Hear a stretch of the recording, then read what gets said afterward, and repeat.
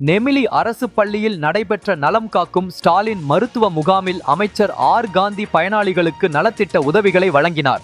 ராணிப்பேட்டை மாவட்டம் நெமிலி அரசு மேல்நிலைப் பள்ளியில் நலம் காக்கும் ஸ்டாலின் மருத்துவ முகாம் நடைபெற்றது.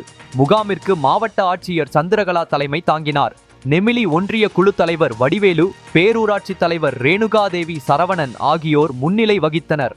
சிறப்பு அழைப்பாளராக கைத்தறி மற்றும் துணிநூல் துறை அமைச்சர் ஆர் காந்தி கலந்து கொண்டு நலன் காக்கும் மருத்துவ முகாமில் பொதுமக்களுக்கு வழங்கப்படும் மருத்துவ சிகிச்சைகளை பார்வையிட்டு பொதுமக்களிடம் நலம் விசாரித்தார். தொடர்ந்து பயனாளிகளுக்கு மருத்துவ பரிசோதனை அட்டைகளை வழங்கினார். தொடர்ந்து 5 பயனாளிகளுக்கு மருத்துவ பரிசோதனை செய்யப்பட்ட அட்டைகள், 3 கர்ப்பிணி தாய்மார்களுக்கு ஊட்டச்சத்து பெட்டகம், 3 பயனாளிகளுக்கு முதலமைச்சரின் மருத்துவ காப்பீடு அட்டைகள், 2 பயனாளிகளுக்கு மக்களை தேடி மருத்துவம் திட்டத்தில் மருந்து பெட்டகங்கள், 2 பயனாளிகளுக்கு மாற்றுத்திறனாளிகளுக்கான அடையாள அட்டைகளை வழங்கினார். மேலும் மருத்துவ முகாமில் பல்வேறு துறைகளில் சார்பில் அமைக்கப்பட்டுள்ள துறை சார்ந்த விழிப்புணர்வு கண்காட்சி அரங்கங்களை பார்வையிட்டார்.